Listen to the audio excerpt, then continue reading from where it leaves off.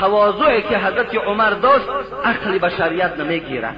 عقل ما نمیگیرد که این عملهایی که عمر انجام میدهد انسان وی انجام داده تواند. بازم آن که وی در خلافت نشسته بود، بازم آن که وی در کرسی شاهی نشسته بود، لکن کارهای را انجام میداد که عادی ترین مردم ما وی انجام داده نمیتواند. آدم پسترین ما این عمل انجام داده نمیتواند. حضرت آنقدر عادی بودن که چی میگفت؟ لولا فلان لهلك العمر، اگر فلانی نمیشود عمر هلاک میشد. ببین فقط دیگرها را برتری میداد، دیگرها را صفت میکرد، خودش دائم پس میزد. ببین لولا فلان، اگر فلانی نمیشود عمر هلاک میشد. ببین حتی حضرت آنقدر خاکسار بودن که میگفتن کسی که میخواهد که از علم قرآن تماس گیرد به ابی ابن کعب مراجعت کند، وی قرآن خوب میداند. کسی که میخواهد حلال از حرام فهمد به معاذ ابن جبل مراجعت کند. کسی میخواهد که اگر علم میراث فهمد به زید ابن ثابت مراجعت کند. برای کسی مال از بیت المال در کار باشد به عمر ابن الخطاب مراجعت کند. ببین عمر خدا رحمتش کند علم قرآن نمیدانید، آیا علم میراث نمیدانید، آیا حلال از حرام جدا نمیکرد؟ میکرد، لکن اونها را از خودش برتر میدانید، اونها را از خودش بالاتر میدانید. در یک سخنرانیش وقتی که یک لولا معاذ لهلك عمر ابن الخطاب گفت، در یک سخنرانیش بالای منبر برآمد حضرت. شاه بودن خدا رحمت جان کند، بازم شاه بودن، بازم منصب داشتن، بازم تمام حاکمیت در زیر دستش بودن، از خدا میترسید، 5 وقت نماز ادا میکرد، از مسجد بیرون نمیشد. حضرت برآمد بالای منبر و گفت اگر معاذ ابن جبل نمیشد عمر هر آینه هلاک میشد. گفتن چگونه ای عمر؟ گفتن این چه قصه باشد؟ گفت بار من زن زنا کرد، ما حکم به سنگسار دادیم.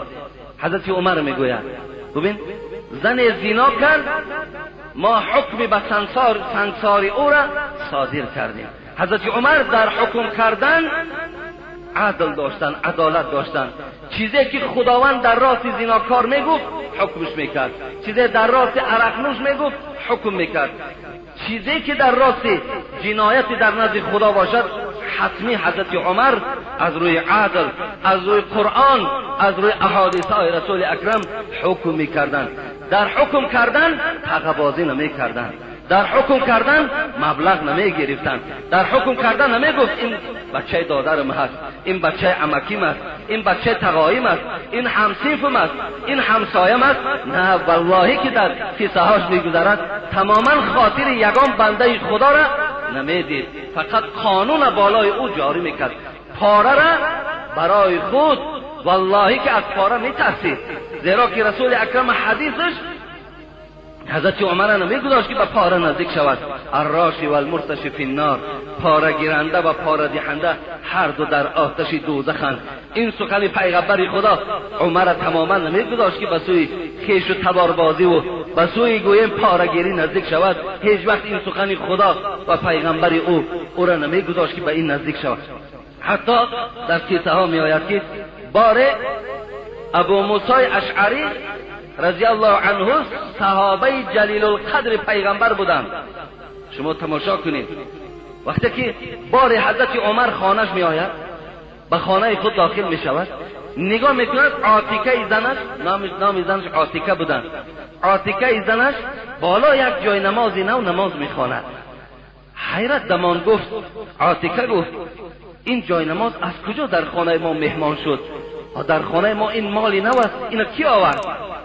آیلش تبسم کنان گفت عمر گفت این ابو موسی اشعری آورد، گفت هدیه برای خانه ما و شما آورد. حضرت عمر جای نماز پیچاندند و در سر زنش زدند. گفتند ابو موسی اشعری را حاضر کنید. ابو موسی اشعری آن زمان وزیر دفاع بود، میدانید مینیستر ابرانه بود. در مصر در بصره بود، لشکری کلان داشت. وقتی وی گفتن عمر تو را فریاد دارد، به خدا قسم کلی جسمش می جنبید، می ترسید عمر برای من چیکار داشته باشد. گفت وقتی که ابو موسی اشعری را حاضر کردن، گفت این چی بود در خانه من آوردی؟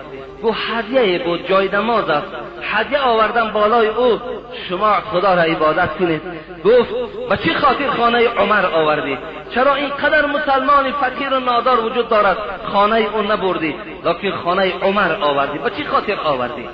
من هدیه تو را قبول ندارم. و جای نماز میگوید در سر ابو موسی اشعری زد، گفت قسم به خدا، گفت از همین روز اعتبارا تو در این وظیفت کار نمیکنی، تو از وظیفت آزاد. گفت برای خانه عمر گفت جای نیافتی که هدیه را بیاری، گفت خانه عمر آوردی. ببین آیسته آیسته وای میدانید که از هدیه آدم آیسته آیسته وقتی شفته مال می شود، وقتی وجودش به مال عاشق می شود، عاقبت وای ملک خراب میکنه. این سیر و سودا را حضرت عمر می دانستند. به این خاطر در حکمرانی نه هدیه قبول میکردند، عدالت داشتند، تماما پروای هیچ کس نداشتند. والله که قانون خدا را بالای فرزندای خودش جاری کرده بود. بیایید من برای شما، برای آنکه شما باوری حاصل کنید که عمر حکمرانیش از روی خط کشیده خدا و پیغمبر بود، ابو شحمه فرزندش، او عبدالرحمن نام داشت، لقب داشت به نام ابو شحمه. این ابو شحمه در مصر زندگی میکرد، در مصر حیات به سر میبرد. وقتی ابو شحمه همراه برادرزاده عمر، ببینید برادرزادهش ابن مزعون، خدامه ابن مزعون، وقتی که عرق نوشی کردن، والی مصر عمرو ابن العاص بود.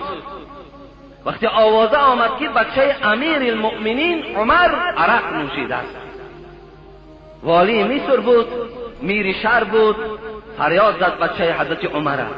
گفت این کار با برادرزاده خودت کردی؟ گفت بله کردم و آمدم به خاطر که حد شراب نوشی را بالای من جاری کنی. عمرو ابن العاص خاطر پدر این دیده، خاطر عمر را دیده، در داخل خانه در آورده، با طریق پنهانی بالای فرزند امیر المؤمنین حد شراب جاری کردن، او را حد زدن تا که مردم نبینند. این خبر آهسته آهسته به گوش عمر آمد رسید.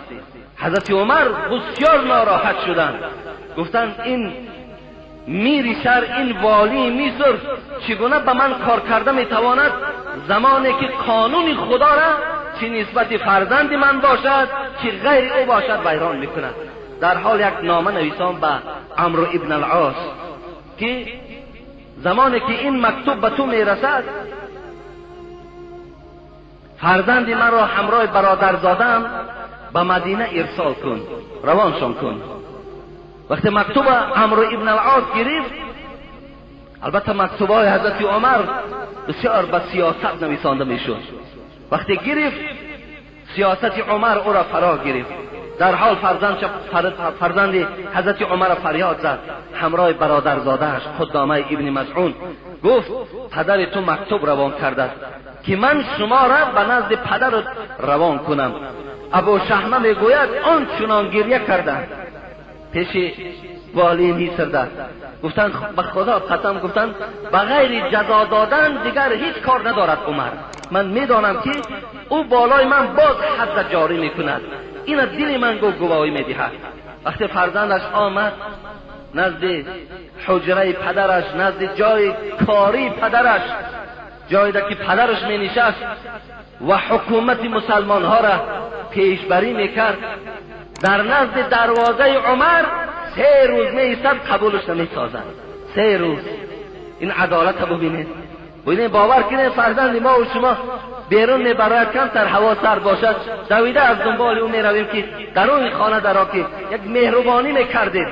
مقصد فقط غمخواری دنیاشان نمیکنیم، غمخواری آخرتشان نمیکنیم. حضرت عمر 3 روز فرزندش پشت دست قبول نمیسازد. 3 روز. در اصل حقیقت داشت. باری میگد حسن و حسین، حالی من این قصه را اینجا گذارم، یک قصه یادم آمد. حسن و حسین نبیره های پیغمبر خدا بار میآیند برای چی کار نزد حضرت عمر میآیند که عبدالله بچه حضرت عمر، عبدالله ابن عمر نزد دروازه پدرش ایستادگی در نوبت ایستاده است. کی پدرش را قبول میکند؟ عدالت ببینیم برادرای عزیز، با یک چشم نگاه کردن تمام مردم ببینیم. نابسته فرزندش است، بچه همسایش است، خیش و تبار فرقی ندارد، در نوبت می ایستادد. حسن حسین آمدن که عمر، حضرت عبدالله ابن عمر در نوبت ایستاده است. در حال میگوید از اونجا پس گشتن به خانهشان می آمدن. حضرت عمر که یک اتاق عادی داشتن، میگوید از تریزه نگاه کردن که حسن و حسین این نور چشمان پیغمبر خدا به سوی خانه رفته ایستادن. فریادشان زد نزد من بیایید. گفت کجا می روید؟ گفت آمدیم که اینجا عمر عبدالله فرزند شما در نوبت است. ما فکر کردیم که شما یگان مشغولیت مهم دارین که بچه شما در نوبت است، از این خاطر گفتیم فردا می آییم. گفت حسن یا حسین، خدا شما را رحمت و مغفرت کند، آیا عبدالله بچه من گفت در قدر و قیمت به شما برابر است؟ آیا در قدر و قیمت به شما برابر نیست؟ گفت برای شما گفت نبیره های پیغمبر نوبت وجود ندارد. گفت شما نبیره های پیغمبر هستین، برای بچه من گفت نوبت لازم است، برای بچه برادرزادم نوبت لازم است، برای خیش و تبار من در نوبت ایستادن ضرور است، لکن برای شما اولاد پیغمبر نوبت ایستادن ضرورت ندارد. شما در درجه و قدر از اولاد اجداد من بالاتر هستید. ببین این سخن حضرت عمر نزد حضرت امام حسین و نزد حضرت امام حسن بود. حتی که معاش معین کرد، حضرت عمر معاش معین میکند. ببین معاش میدهد برای امام حسن 1000 دینار، برای امام حسین 1000 دینار، برای بچه خودش عبدالله 500 دینار جدا کردن. حضرت عبدالله گفتن پدر، گفتن من که حق گپ زدن در پیش تو ندارم، لیکن وقتی که من جهاد میرفتم در دوره های رسول اکرم، آخه حسین و حسین خرد بودن، اینا در یگان جهاد اشتراک نکردند، برای چی اونها را 1000 دینار میدهی مرا 500 دینار میدهی؟ گفت بچم خاموش شو. گفت قسم به خدا تو گفت در این جمله گناهکار شدی. آیا تو گفت مثل امام حسن و امام حسین پدر داری؟ ببین علی را در نظر داشتن، علی را از خودش افضل داشتن. گفتن آیا تو مثل امام حسن و امام حسین پدر داری؟ تو میدانی پدری او علی است، میدانی و داماد پیغمبری خدا هست. آیا پدری تو در شرف قدر به علی برابر میشود؟ آیا گفت تو مثل امام حسن و امام حسین مادر داری؟ وای فاطمه است. گفت وای دختری پیغمبر بود، پیغمبر وای دوست نداشت. تو مثل گفت خدیجه کبرا که برای این نبیره های پیغمبر هم تو یک مامه می شوند، آیا تو مثل وای مامه داری؟ از همه اولاتر و بالاتر میدانی امام حسن و امام حسین بابا دارن، نام او محمد است صلی الله علیه و سلم. آیا تو گفت به اینا افتخار نمیکنی؟ گفت تو میدانی تو در شأن کی گپ زده ایستاده ای؟ حضرت از فرزندهای خود اولاد پیغمبر خدا را بالا میدانستند. از این خاطر بچه ابو شحمه 3 روز نزد دروازه پدر در نوبت می ایستاید. وقتی که او را قبول کرد، حضرت عمر تماما تبسم بالای فرزندش نداشت، قهر و غضب او را فرا گرفت. گفت چیکار کردی؟ عرق نوشیدی؟ گفت بله عرق نوشیدم، لکن عمرو ابن العاص بالای ما حد جاری کرد. گفت چگونه حد جاری کرد؟ برای چی موی سری تو تراشیده نشده است؟ برای چی مردم ندید که تو حد شراب میزنن بر تو؟ چرا مردم ندید؟ از این خاطر عبدالرحمن ابن عوف میگوید من نزد حضرت عمر بودم، گفتم عمر خدا تو را مغفرت کند، خدا عدالت تو را بالاتر کند. و یک بار حد شراب خورد است، یک بار دره را دید است، دویم بار بالای او دره را گفت جاری نکن. گفت اگر این جنایت فرزند خدا من پوشیده نگه دارم، این سنت می شود برای تمام رهبریت. و این خاطر من این گفت در بین مردم دره میزنم. خود حضرت میگوید آسینا را بالا کردند، تمام مردم فریاد زدند، همراه برادرزاده خود فرزند خود دره میزدند. فرزندش میگفت، پدر میگفت قسم به خدا سلامتیم خوب نیست، برای من مهلت ده تا کمی سلامتیم درست شود. حضرت گفتم برای عرق نوشیدن سلامتی داشتی؟ برای عرق نوشیدن از خدا نترسیدی؟ اینجا عذر خودت بیان میکنی. وقتی دره را میگد بالای فرزندش جاری کردن، از درد این دره زدن 1 ماه بعد فرزندش از دنیا گذشتن. لیکن قانون خدا را نشکستن، قانون اسلام را نشکستن، عدالت را جاری کردن. ببینید این زمان کیسه ما در زن بود. لولا معاذ لهلك العمر ابن الخطاب. اگر معاذ ابن جبل نمیشد عمر هلاک میشد. زنی را حکم کردن. تواضع را ببینیم برادرای عزیز. این از تواضع حضرت عمر است، این از خاکساری های حضرت عمر است. وقتی که زنی را حکم به سنگسار داد، زنا کرده بود، حضرت معاذ دوان آمد و عمر گفت این حکم تا بیکاره کن. گفت چرا؟ گفت این زن حامله دار است. تو میدانی که اگر زنی که حامله دار باشد تا اگر وضع حمل نشود، تا اگر فرزند تولد نشود، بالای او سنگسار کردن ممکن نیست، زیرا که ضرر در فرزند او میشود. کی جواب میگوید؟ شما تواضع حضرت عمر از حکمش گشتن، اینم قدرت در کار، از فرمان خود. عالی بعضی از ما و شما یک فتوا میدیم، فتوای نادرست هم که باشد، وقتی در بین مردم اعلانش کرده باشیم، نادرست هم که باشد، به خاطر که ما را نگویند که این نادان است، نافهم است، این خطا کرده، از فتوا ما نمیگردیم.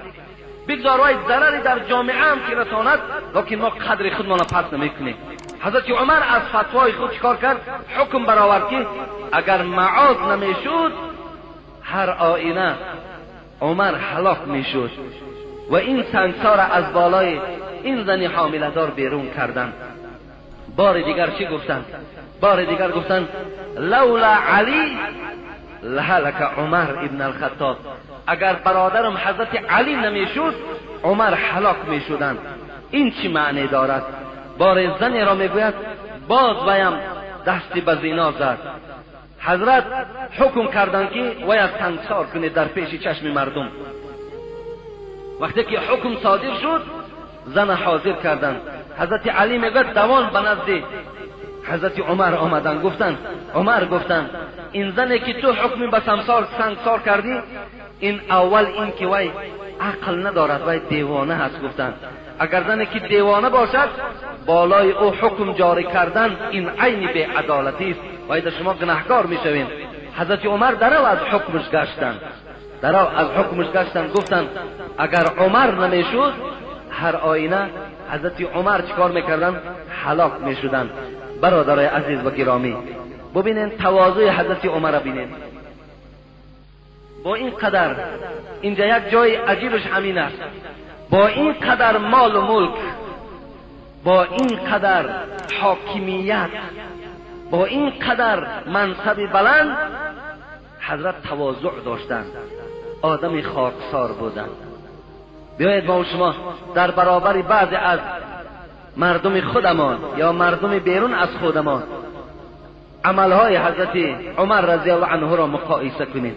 در ما و شما اگر ذره، اگر برادرای ما و شما صاحب یک جا و مکان و صاحب یک کمتر شرایط خوب شوند، قسم به خدا اگر در وجود او ذره از تواضع را نمیبینی، الله که راه گردیش دیگر میشود. حتی راه گردیش را ببینید، ولی بعض تکبرها را ببینید، وقتی راه میگردند اون از حساب تکبری هست، از حسابی که همه شرایط های خود خوب که میبیند فکر میکند تمام عالم و تمام قوه و قدرت در دست اوست. لیکن برادر عزیز گرامی به خدا قسم تو هیچ قدرت و هیچ قوت نداری، هیچ قدرت و هیچ قوت نداری. حضرت مولوی جنون خدا رحمتش کند میگوید مکن از کبر دعوای کلانی، مکن از کبر دعوای کلانی، یقین پوسیده مشت و استغانی. ای انسان عاقبت میپوسی، عاقبت به منزله یک مشت خاک میشوی، با چی تکبری میکنی؟ بکن امروز فکر کار پخته که فردا میبرند در روی تخته. تو امروز فکر پخته را انجام ده، امروز کارات پخته کن که فردا ترا بالای تخته بار میکنند. چی باشد نفع مال و سیم و اسباب که بگذاری کنی اندر لحد خواب. با آن چیزایی که تو امروز افتخار داری، با آن مال و ملکی که تو افتخار داری، همگیش اینجا پدرود میگوی، همگیش اینجا میسپاری و با یک کفن وارد قبر میشوی. حضرت در آخر گفتن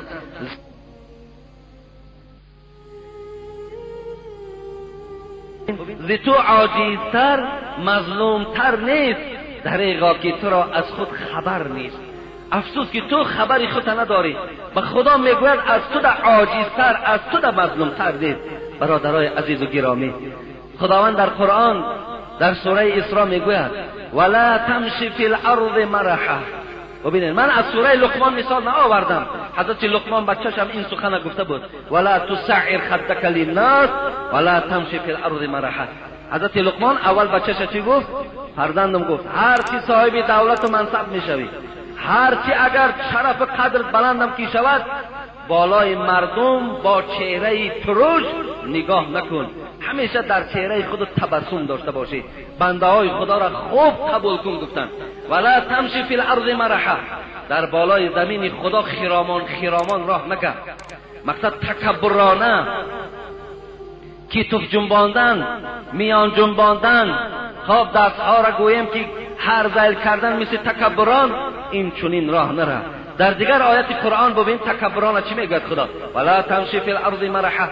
خدا میگه ای بنده عاجز، ای بنده مظلوم، قسم به عظمتیم اگر خواهم عادی ترین ملائکه را امر میکنم که مینه سر همین بنده مرا گیج کن، یک ساعت پس تو دیوانه قد کوچه میشوی، یک ساعت پس تو یک دیوانه در قد کوچه میشوی. قسم به خدا، قسم به عظمتی پروردگار میگوید تعز من تشاء و تذل من تشاء. من هستم که عزت میتونم، من هستم که خار میکنم. تؤتی الملک من تشاء و تنزع ملک ممن تشاء. من هستم که به تو مال دادم، من هستم برای تو آن ماشین های ملایم دادم، من برای تو اون خانه های بلند آشیانه را ساختم، من برای تو قدر و قیمت دادم. لیکن من هستم آن خدایی که همیشه زنده این مال و ملک از بالای سر تو کنده بگیرم. من هستم آن پروردگار. ببین خداوند خطاب میکنه برای بندگانش. من هستم آن خدایی که قسم به بزرگیم امر میکنه ملائکه را در خون تو یک عادی ترین میکروب میفرساید، عمر بعد سفید خواب میکنی در جاگه خوابت. من هستم آن پروردگار. تو چی هستی؟ تو عاجز ترین بنده من هستی. تو به چی افتخار داری؟ چی داری تو؟ از تو در بزرگها کجا شدن؟ کجا هستن؟ اینقدر پادشاه ها و اینقدر ملکدارا و اینقدر پولدارا امروز در کجا هستن؟ عبرت نمیگیری؟ خدا رحمت کند عمر خیام چی میگوید؟ مرغ دیدم نشسته در باره توس. تماشا کن، مرغ دیدم نشسته در باره توس، کنگره توس، کنگره های بلند بلنده که در ایران وجود دارد. در پیش نهاده کله کیکاووس. این مرغ در پیشش کله کیکاووس گذاشته بود. کله کیکاووس شما میدانید. کیکاووس این بعد سلاله ساسانیان، این از سلاله ساسانیان بود. بعد انوشیروان دولت به اینها رسید که کی این لقب بود در پادشاهای ایران میگذاشتند. قیصر لقب بود که در پادشاهای روم میگذاشتند.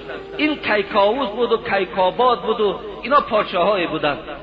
حضرت عمر مثال میارد، میگوید مرغ دیدم نشسته در باره توس، در پیش نهاده کله کیکاووس. با کله همه گفت که افسوس افسوس، کو بانگ جرس ها و چی شد ناله کوس. مرغ با این کله چی میگفت؟ با این کله شاه کیکاووس چی میگفت؟ کجا شد اون بانگ جرس ها؟ کجا شد اون نغمه و نغامات؟ کجا شد اون تکبرانه که تو در راه میرفتی؟ کجا شد اون نغمه هایی که تو مردم عادی را در قصرت راه نمیدادی؟ کجا شد؟ امروز تو خوراک من شدی میگوید. ببین اینا همش چی هستن؟ اینا همگی اینا برای عبرت هم. برادرای عزیز و گرامی، خدا رحمت کند عمر خیام. شما برادرای عزیز به عمر خیام بسیار توجه داشته باشید.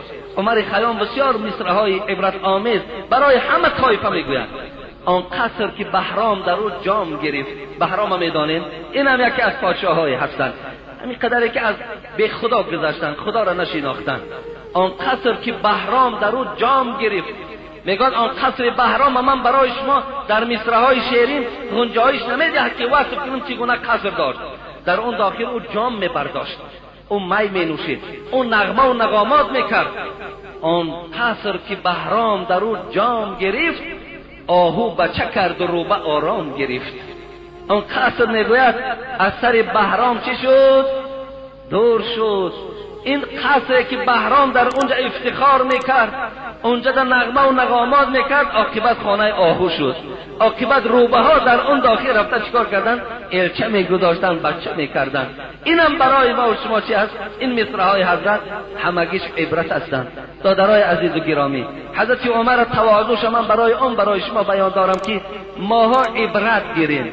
ماها گوییم که آدم خاکسار باشیم، عادی باشیم، هر چی داده است شکر به سوی خدا کنیم. در برابر این تکبری را ما و شما برای خود هیچ وقت اختیار نکنیم. خدا چی گفت در سوره اسراء؟ ولا تمشی فی الارض مرحا، هر چی داری نداری بالای زمین خدا ده، بالا زیر آسمان خدا ده، اینقدر تکبرانه راه نگر.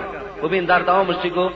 گفت لن تخرق الارض ولن تبلغ الجبال طولا. ای بنده خدا گفت، ای بنده عاجز، تو با این راهگردی های تکبرانه که در روی زمین داری، لن تخرق الارض، قسم به عظمتیم زمین من تو شکاف کردن نمیتوانی. ولن تبلغ الجبال طولا، هرچی اگر گردن تا بلندم کی کنی، خدا میگه برابر این کوههای بلند من تو برابر شدن نمیتوانی. نه تو از کوه بزرگی، نه از زمین ده سخت‌تر هستی. در بالای زمین مثل حضرت عمر راه بگرد، مثل حضرت عمر خاکسار باش. وقتی حضرت ابوبکر رضی الله عنه تخت شاهی را ترک کردن، برادر عزیز، وقتی که حضرت 2 سال و 2 ماهی که کرسی خلافت از زینت بخشیدن، وقتی جان به حق تسلیم کردن، حضرت عمر بالای منبر خواست برآمد، جایی که حضرت ابوبکر می نشست. آمد در جایی که حضرت ابوبکر می نشست، اون جای برای خود اختیار نکرد، در جای قدم ابوبکر نشست. مردم گفتن، عمر گفتن و جای نشست بالاتر است، اینجا جای قدم حضرت ابوبکر بود، شما اینجا را اختیار کردین. گفت برادرای عزیز، گفت اگر گفت شرف و برکاتی پای حضرت عمر، پای حضرت ابوبکر برای عمر رسد، همینش برای من کفایت میکند. گفت من لایق نیستم که در جای ابوبکر نشستن من برای خود اونجا را اختیار کنم. این از خاکساری حضرت عمر رضی الله عنه بود. بار شب حضرت عادت داشتن شبها در کوچه ها میگشتن، کوچه ها را تا سحر هر یک کوچه را نظر میکردن، از هر خانه نظر میکردن کنه در کوچه ها در شهر چی آوازه ها باشد، کدام بنده های خدا بی‌ضابطه هستند، ناراحت هستند، ناچیز هستند، نادار هستند. از کوچه ها سیر و سیاحت میکرد، میگشت، نگاه میکرد. باری میگوید نزد یک خیمه آمدن، نزد خیمه آمدن، نگاه کردن یک مرد عرب نزد خیمه نشسته است، خیلی غمگین است. حضرت عمر آمدن در پهلوی این مرد عرب نشستند، در حال احوال پرسی کردن گرفتن. شما بیرون خیمه هستین، وارد خیمه داخل نمیشوین، شما کی هستین؟ وقتی در همین حالت پرسان بود میگوید که از داخل خیمه میگوید نالیش زن آمد، نالیش زن بلند شد. حضرت عمر گفتند ای بنده خدا در داخل آواز زن است؟ گفت کار تو به اون نباشد. گفت این زن زنی من است، در حالت تولد است. گفت الحال برای من یکی از نعمتهای خدا که فرزند است و قدرت پروردگار الحال باید تولد میکنه. حضرت عمر وقتی این شنیدن در حال به خانه خود آمدن. اون زمان گلثوم در دستشون بود. شما میدونین گلثوم کیست؟ دختر حضرت علی بودن. دختر حضرت علی در دست حضرت عمر بودن.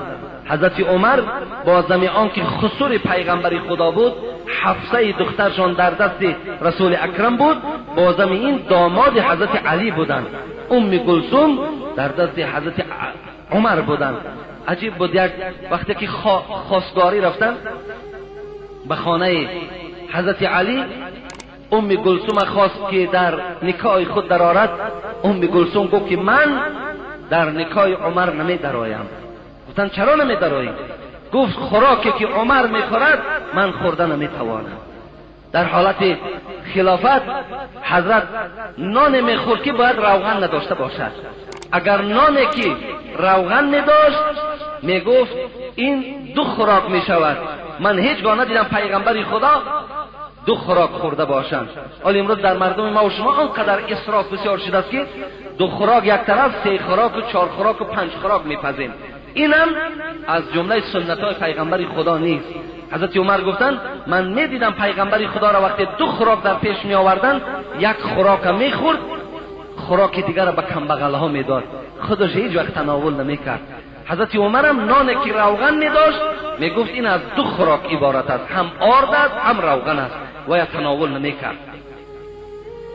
ام کلثوم به خاطر که خوراک عمر خوراکی سخت است، خوراکی هست که خوردن وی قین است، گفت در نکاح او نمی درآیم. لیکن آیسته آیسته خلاصه گویم در نکاح حضرت عمر در آمدن. آمد دست زنی خود گرفت. ببینید که ها این کار انجام داده می تواند. در یک قسم شب عائلش گرفت وارد خیمه کرد. آمد گفت این زن من است، ممکن است که وارد همین خیمه شما شود تا که یک کمک برای عائله تو رساند. گفتند میلش، گفتند ما راضی هستیم. وقتی که زن در آمد بعد یک مدت میگوید صدای کودک، صدای طفل از داخل خیمه بلند شد. ام کلثوم از داخل خیمه صدا داد یا امیر المؤمنین، صدا داد ای امیر المؤمنین. با این رفیق پهلوی خود مژده که زن او بچه تولد کردند. این مرد وقتی صدای امیر المؤمنین شنید دیگر ناراحت شد، ترس وجودی او را فرا گرفت که این شخص در پهلوی من نشسته امیر المؤمنین عمر هست، تا حال وی نمیشناسد. حضرت عمر گفتند برادری عزیز، گفتند هیچ ترس و وهمی شما را گفت فرا نگیرد، بلکه من برای شما چنان نصیحت میکنم وقتی سحر روز شد به نزد حجره من بیا، من برای این فرزند تو گهواره پولی کمک پولی جدا میکنم و برای خود تو هم یگان مبلغ جدا میکنم. این از تواضعهای حضرت عمر است. حضرت عباس میگوید خدا رحمت کنه رضی الله عنهما، ابن عباس میگوید، عبدالله میگوید قال رسول الله صلی الله علیه و سلم یقول الله جل و علا. خدا چی گفته بود است؟ خداوند چی میگوید؟ الکبریاء ردائه والعظمة ازاره فمن نازعنی واحدا منهما القیته فی النار. ببین پروردگار گفته بود است کبر کردن ردای من است، رویمال من است، بزرگی ایزار من است. اگر کدام از بندگان من نابسته کیهای نباشد، اگر کبر را، شرف و بزرگی را برای خود اختیار کردند، در بین بندگان خدا خاکسار و عادی نشدند، القیته فی النار. خدا گفت در روز قیامت این گونه بنده هست که از بلندترین آتش دوزخ او را به قعرترین دوزخ میپرتاند. اگر کدام بنده که در دنیا برای خود تکبری میورزد، برای خود شرف و بزرگی میورزد و بنده های خدا را حقیر و بنده های خدا را ناچیز میشمارد، اصلت از قطر منی لایق تو نیست منی. حضرت مولوی میگه اصلت از قطر منی لایق تو نیست منی. ببین منی ها پیشه شیطان بود، هر کی خود را کم زند مرد آن بود. صاحب چهار کتاب میگوید، حضرت مولوی میگوید آخر اصل تو منی بود، از این خاطر تو را منی نمیزیبد. اصلت از قطر منی لایق تو نیست منی. از راه باول شدی کبر و منی ها چی کنی؟ ببین از راه باول شدی کبر و منی ها چی کنی؟ در دیگر شاعرهای ما و شما در باره تکبرانم عجیب مصرعهای زیبای ایجاد کردن.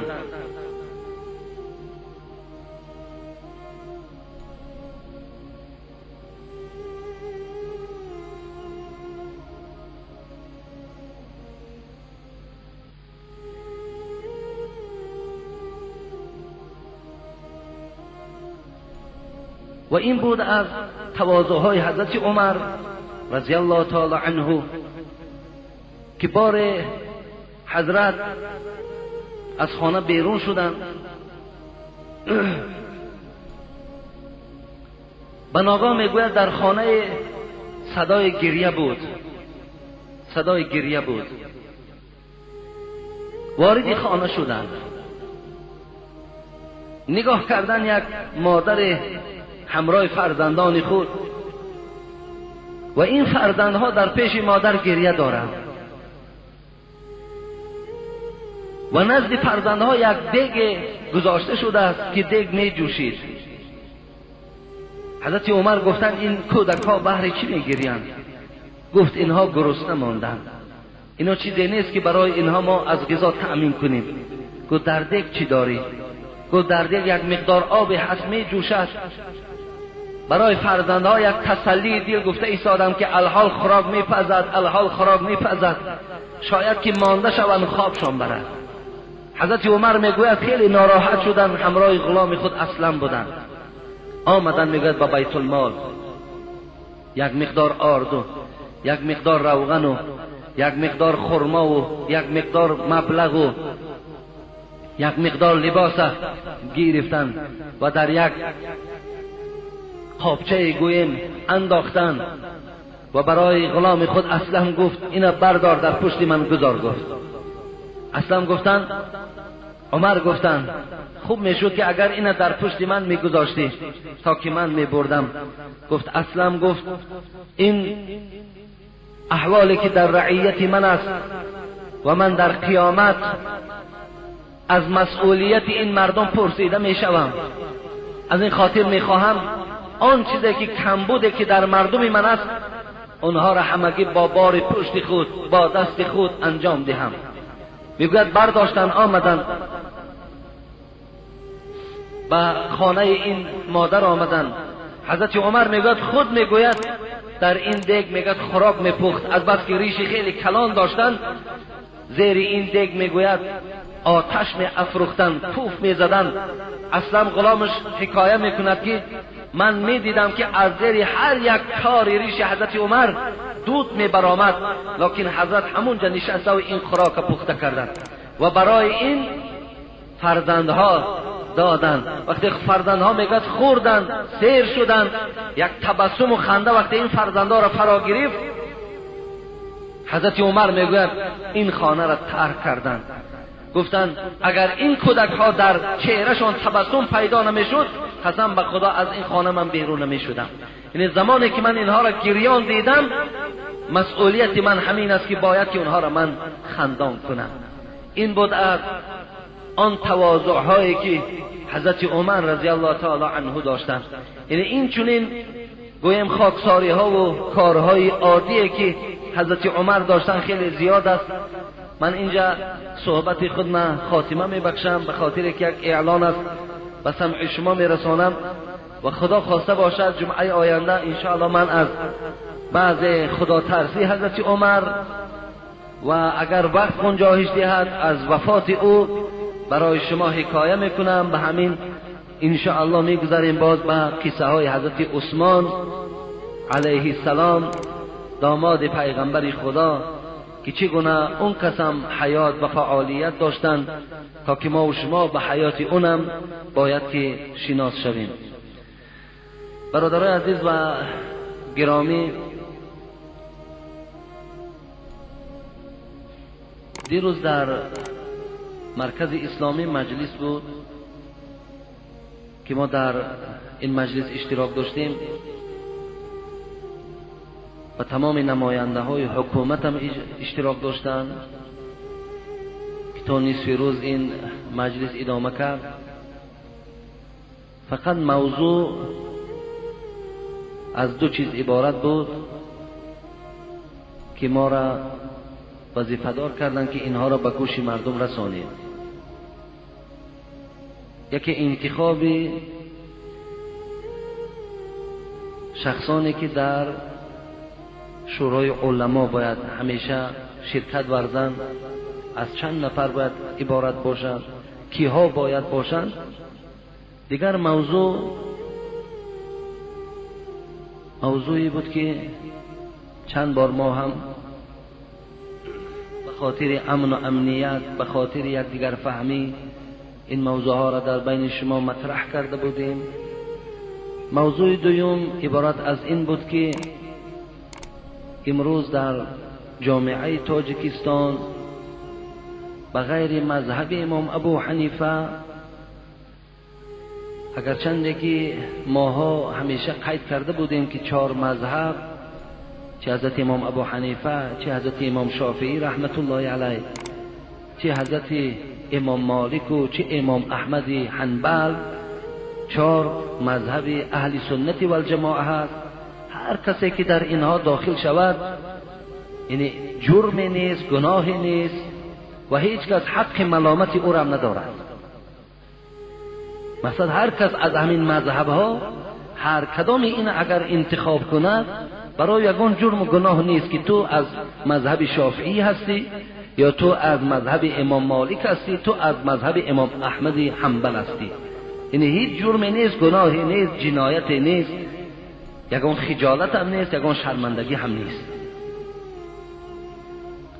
لیکن اعلان شد که در تاجیکستان امروز به غیر همین مذهب امام ابو حنیفه هر جریانی که فعالیت میکند اختلاف های زیاد ایجاد میکنند و نافهمی ها در بین مردم پیدا می شود، کشماکشی ها پیدا می شود، یکدیگر را تحقیر کردن پیدا می شود، یکدیگر را بد دیدن پیدا می شود، اگرچند که همه برادر مسلمان هستند، اگرچند که در بعض مسئله ها گوییم که اختلاف ها و بعض مسئله های جزئی هستند که مورد بحث و مناظره باید قرار نگیرند، لیکن امروز همون مورد بحث و مناظره قرار گرفته است.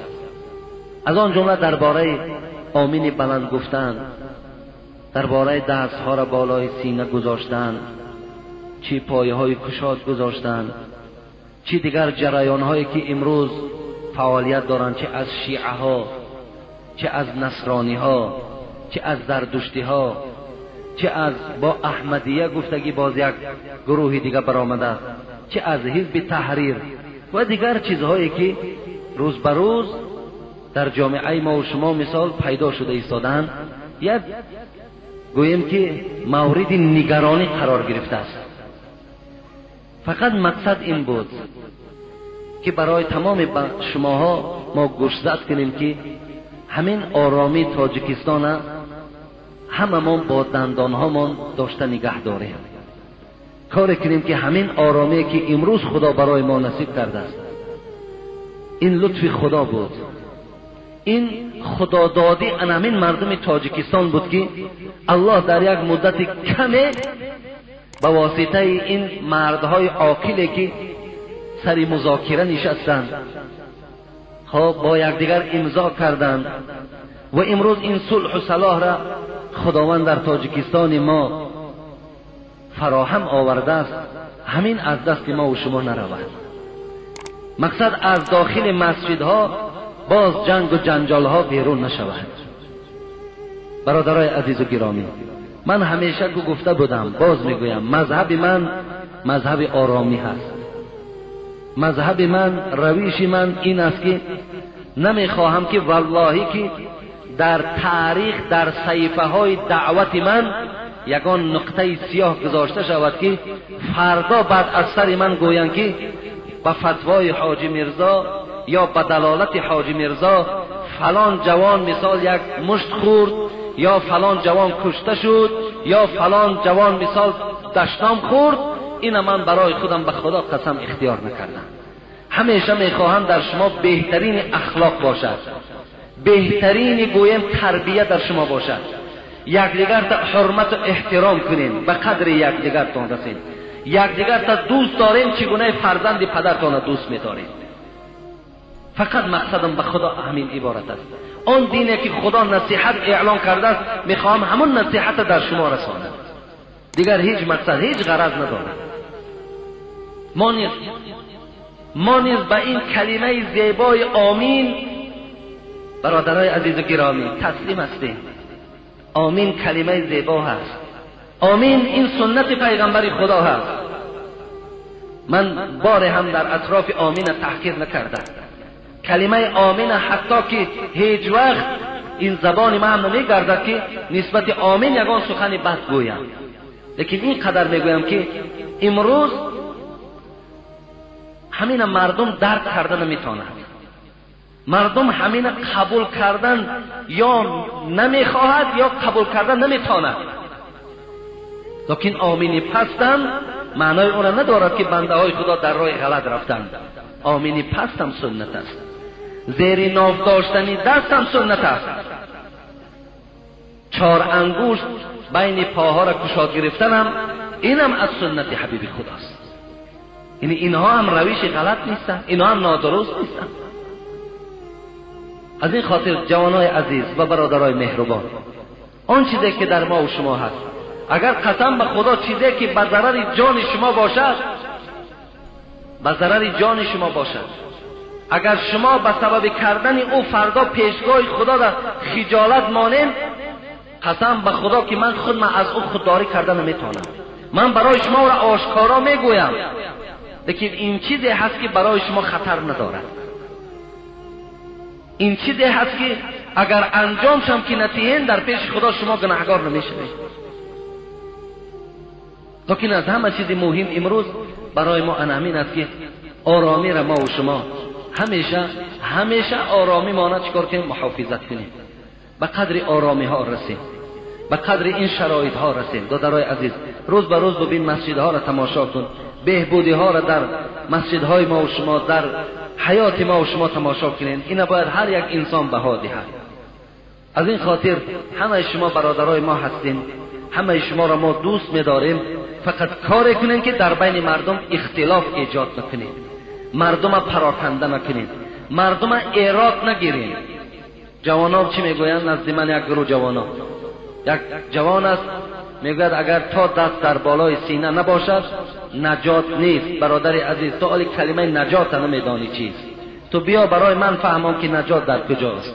من برای تو گویم که نجات در کجاست. بغیر شرک پروردگار کلی گناه را میبخشد.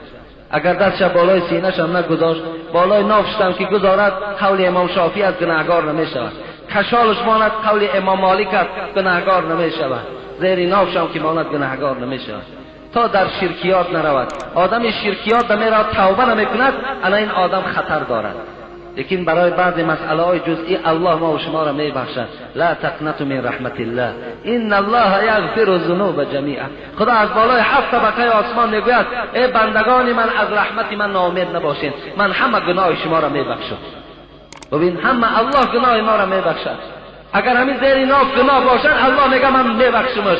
شما پراکنده نشین، اختلاف نه اندازین، جنگ جوش نه اندازین، من همین گناه تو را میبخشم. دادرای عزیز، اختلاف نه اندازیم. بیایید همگی ما دعا کنیم که خدا همیشه در این تاجیکستان ما صلح و صلاح باشد. همیشه در بین تمام ناحیه های ما، در تمام بین مناطق تاجیکستان رفت و آمدها باشد.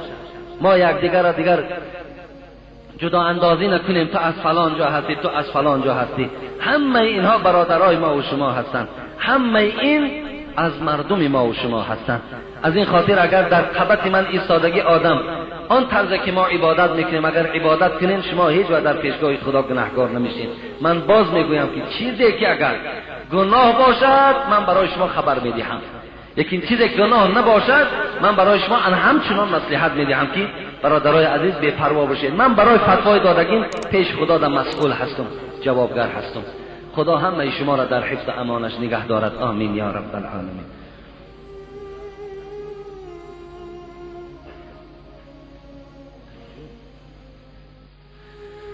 دعا کنید. گفتن مادر مراد از انگورباغ، برادر اکای مراد او روز خانشون دعا کنید رفتین از انگورباغ مادرشون اینجا یک مبلغ دادن که برای آبادی مسجد روان کنید، در حق شوهرم دعا کنید، در حق برادرم دعا کنید، در حق فرزندم دعا کنید. خدا گذشتگان این مادر رحمت و مغفرت و این برادر مراد خدا از همه آفتا در حفظ امانش نگه دارد. میرزا مراد از خیرمن در حق مادرش گفت از دعا کنید. خداوند این مادر اگر حیات باشد، تنی صحت و عمر دراز گذشته باشد، خدا رحمت و مغفرتش کند. برادری مهمان از استراوشن، اینجا یک برادر از استراوشن مهمان هستن، یک مبلغ دادن، خدا در هر قدمشان حسنات کتابت کند. مخزون کامل برای ساختمان آهک روان کردن. خب و اینجا برادر الهام پیرکر کمک ساختمانی کردن. خدا این کمکاشان هم به درگاهش قبول گرداند.